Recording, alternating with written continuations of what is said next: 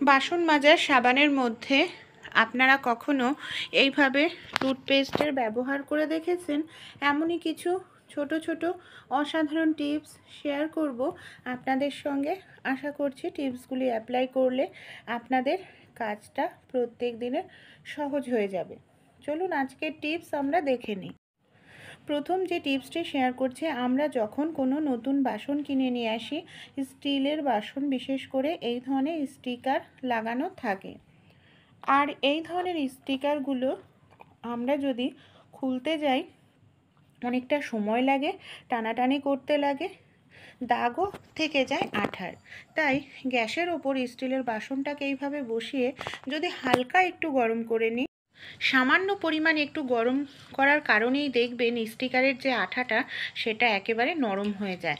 তারপর আপনারা এইভাবে ছুরি দিয়ে চামচ দিয়ে হালকা করে খোঁচা দেবেন, খুব সহজেই দেখবেন স্টিকারটা তুলে ফেলতে পারবেন। এমনকি আপনাদের যে স্টিলের বাসনে স্টিকার লাগানো থাকে তার মধ্যে কোনো রকম দাগ থাকবে না।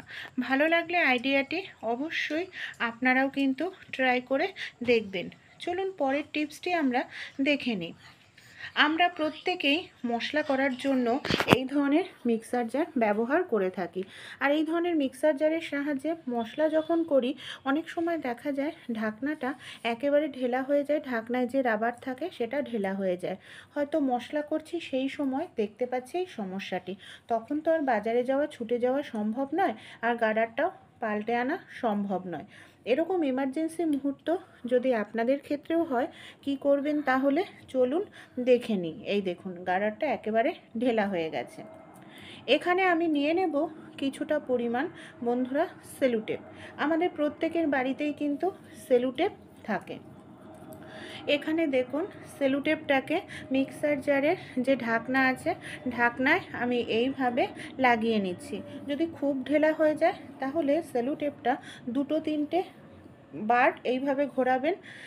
আমারটায় যেহেতু খুব একটা ঢেলা নেই তাই আমি একবার করেই এইভাবে সেলুটেপটা লাগিয়ে ভালো করে আঠাটাকে মুড়িয়ে দিচ্ছি যাতে মশলায় কোনোভাবে আঠা না লাগে। এবার আমি আপনাদের ঢাকনাটা আটকে দেখাবো। যে দেখুন আমাদের প্রথমে একা একাই খুলে যাচ্ছিল ঢাকনা, সেটা কত সহজেই টাইটভাবে আটকে গেছে। এখন কিন্তু আর একা একাই খুলছে না। এইভাবে আপনারাও কিন্তু এমার্জেন্সির সময় সেলুটেপ লাগিয়ে আবার এই মিক্সার জারটাকে ইউজ করতে পারেন। চলুন পরের টিপসটি দেখে নিই। এখানে আমি একটি পেঁয়াজ নিয়ে নিয়েছি, আর পেঁয়াজটাকে আমি অর্ধেক করে কেটে নিচ্ছি। অর্ধেক পেঁয়াজই আমাদের যথেষ্ট, এর থেকে বেশি পেঁয়াজ আমাদের লাগবে না। কী কাজে এটাকে ব্যবহার করব? পেঁয়াজের খোসাটাকে আমি সবার প্রথমে ভালো করে ছাড়িয়ে নিলাম।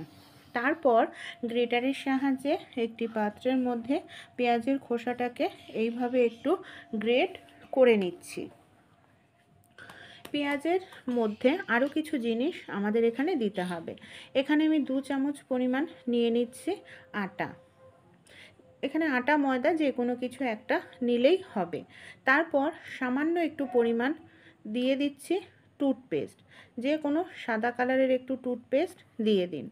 সামান্য একটু পরিমাণ জল দিয়ে আমরা যেরকমভাবে রুটি তৈরি করার জন্য আটা মাখি সেরকমভাবে মাখতে হবে।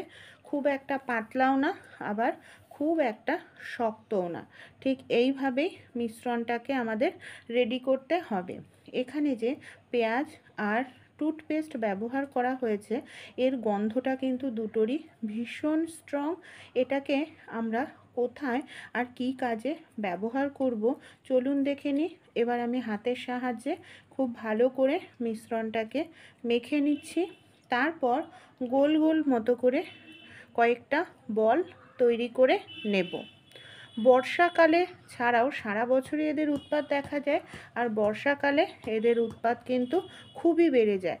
বিশেষ করে বাড়িতে দেখা যায় আরশোলা, টিকটিকি এইসব পোকামাকড়ের উৎপাত আমাদের সুইচ বোর্ডে ভীষণ দেখা যায়। ছোট ছোট আরশোলা সুইচ বোর্ডে ঢুকে সুইচ বোর্ডের সুইচগুলোকে নষ্ট করে দেয়। তাই এইভাবে সুইচ বোর্ডের পাশে একটি বল লাগিয়ে রাখুন। এর যে পেঁয়াজের গন্ধ এমনকি টুথপেস্টের গন্ধের কারণে সুইচ বোর্ডের আশেপাশে আরশোলা আর কখনোই ঘোরাঘুরি করবে না। সেই সঙ্গে বাড়ি থেকে টিকটিকির উৎপাতও কিন্তু কমে যাবে। রান্নাঘরের দেয়ালেও গ্যাসের আশেপাশে এই ধরনের একটি মিশ্রণের বল লাগিয়ে রাখুন। এর গন্ধের কারণে দেখবেন রান্নাঘরে টিকটিকির উৎপাত কমে গেছে। আমরা যখন কোনো এই ধরনের শিশি নিয়ে আসি, ঘি বা কোনো কিছুই, এই ধরনের শিশিগুলোতে না স্টিকার লাগানো থাকে, আর এই স্টিকার সহজে খোলা যায় না।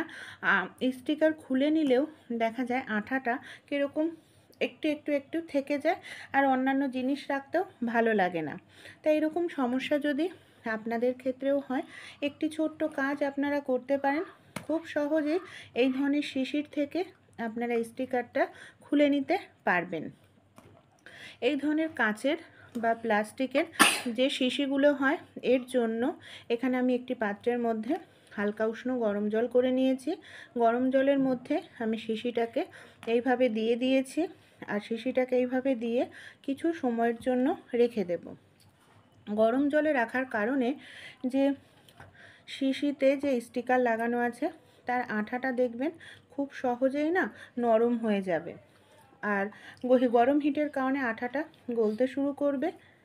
এর ফলে যে স্টিকারটা সহজে উঠছিল না কিংবা শিশির গায়ে লেগেছিল, সেটাও খুব সুন্দরভাবে আপনারা তুলে ফেলতে পারবেন, আর একেবারে আপনাদের এই শিশিটা পরিষ্কার হয়ে যাবে।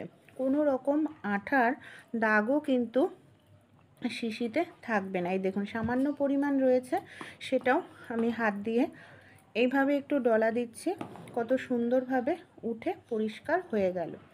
আইডিয়াটি কেমন লাগলো অবশ্যই কমেন্ট করে আপনাদের মতামত কিন্তু জানাতে ভুলবেন না। চলুন পরের টিপসটি দেখে নিই। আমরা যেই ধরনের ছাতাগুলো ব্যবহার করি, অনেক সময় দেখা যায় ছাতা পুরনো হয়ে গেলে ছাতার যে কভারটা থাকে সেটা নষ্ট হয়ে যায়। এইভাবে খোলা রাখলে ছাতাগুলো ধুলো ময়লা পড়েও নোংরা হয়ে যায়, আর কোথাও নিয়ে যেতেও অনেক সময় অসুবিধা হয়। তাই একান্তই যদি ছাতার কভার না থাকে তাহলে কি করব? আমাদের বাড়িতে এই ধরনের অনেক পুরনো মোজা থাকে, হয়তো একটু ফুটো হয়ে গেছে, ছিঁড়ে গেছে, আমরা মোজাটা ব্যবহার করি না। সেই ধরনের একটি পুরনো মোজা আমি এখানে নিয়ে নিয়েছি। এই মোজাটাকেই আমরা খুব সুন্দর হিসাবে ছাতার কভার হিসাবে ব্যবহার করতে পারি। এই দেখুন, ছাতাটাকে যদি আমরা এইভাবে মোজার মধ্যে পরিয়ে দিই তাহলে কত সুন্দর একটি কভার তৈরি হয়ে গেল। ছাতাটাও নোংরা হবে না, যে কোনো জায়গায় নিয়ে যেতেও আমাদের সুবিধা হবে। চলুন পরের টিপসটি দেখে নিই। আমরা যখন কোথাও ঘুরতে যাই অবশ্যই এই ধরনের তেল, শ্যাম্পু, এমনকি ক্রিম নিয়ে যাই, যেগুলো লিকুইড জিনিস হয়। কিন্তু সমস্যাটা আমাদের কি হয়, দেখা যায় ব্যাগে করে নিয়ে যেতে গেলে হয়তো চুইয়ে চুইয়ে বোতল চুইয়ে পড়ে যায়, ব্যাগে থাকা জিনিসপত্র আমাদের নষ্ট হয়ে যায়, তেলটাও বা ক্রিমটাও নষ্ট হয়। এখানে আমি নিয়ে নিয়েছি একটি পলিথিনটাকে কি করব, সবার প্রথমে আমি এইভাবে দেখুন পলিথিনটাকে গোল করে কেটে নিচ্ছি। তারপর আমাদের যে তেল বা ক্রিম আমরা নিয়ে যেতে চাই তার ঢাকনাটা আমাদের খুলে নিতে হবে।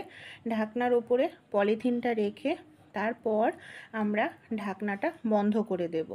এইভাবে নিয়ে গেলে ব্যাগে করে যতই কাত হয়ে যাক না কেন, কোনো কারণেই তেল, ক্রিম কিংবা শ্যাম্পু এগুলো পড়ে যাওয়ার সম্ভাবনা কিন্তু থাকবে না।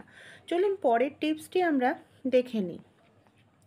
ঘড়ি আমরা কম বেশি প্রত্যেক বাড়িতেই কিন্তু থাকে, কিন্তু সমস্যাটা কি হয়, যখন ঘড়ির ব্যাটারি শেষ হয়ে যায় তখন আমরা নতুন করে ব্যাটারি লাগানোর প্রয়োজন পড়ে। আর আমাদের যে সমস্যাটা অনেকের ক্ষেত্রেই হয়, এই ব্যাটারিটা খোলা নিয়ে দেখা যায় ব্যাটারিটা আমরা টানাটানি করতে থাকি, সহজে ব্যাটারিটাকে খুলতেই পারি না, নখও আমাদের ব্যথা হয়ে যায়। সেক্ষেত্রে আপনারা নিয়ে নিন একটি সেফটি পিন দিয়ে খুব সহজেই আপনারা যদি এইভাবে সেফটি পিনটা খুলে নিয়ে ব্যাটারিটাকে এইভাবে হালকা করে একটু টান দেন, তাহলে দেখবেন খুব সহজেই ব্যাটারিটা খুলে নিতে পারবেন। নখ দিয়ে আপনাদের কোনো রকম টানাটানি করতে লাগবে না। এতে ব্যাটারিটাও সহজে খোলা যাবে, ব্যাটারির জায়গাটাও নষ্ট হয়ে যাওয়ার সম্ভাবনা থাকবে না। পরের টিপসটি চলুন দেখে নিই।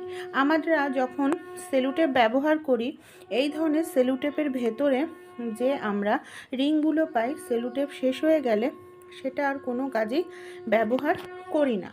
তা এই ধরনের যে রিংগুলো থাকে, এটাকে ফেলে না দিয়ে কিন্তু আমরা ইউজ করতে পারি, কারণ এটা কার্ডবোর্ডের হয় আর খুব মজবুত হয়। আমরা ফোনে নানা রকম জিনিস দেখি, মুভি দেখি, কার্টুন দেখি, ফোনের স্ট্যান্ড অনেকেরই থাকে না।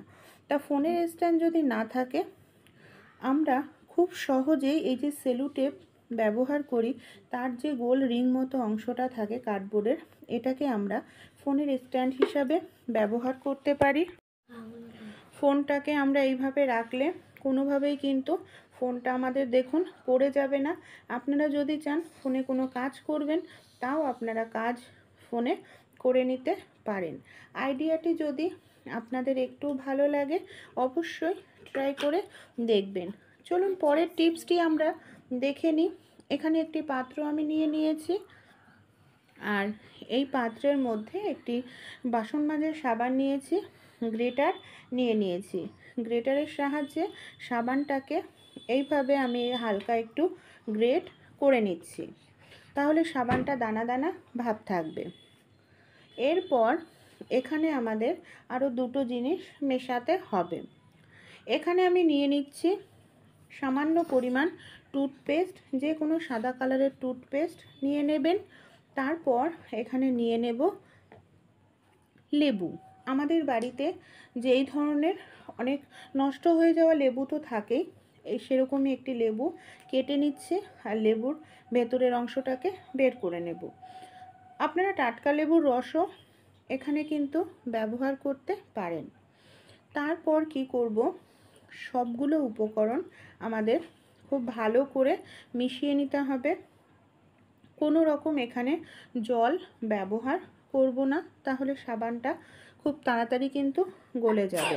কী কাজে এটাকে আমরা ব্যবহার করব, অনেক সময় আমাদের বাসন এইভাবে পুড়ে যায়, বা দেখা যায় যে অনেক দিন ধরে ডিম আলু সেদ্ধ করা হচ্ছে অ্যালুমিনিয়ামের পাত্রে, এরকম দাগ হয়ে যায়, সহজে ওঠানো যায় না, অনেকটা সময় লাগে ঘষা মাজা করতে।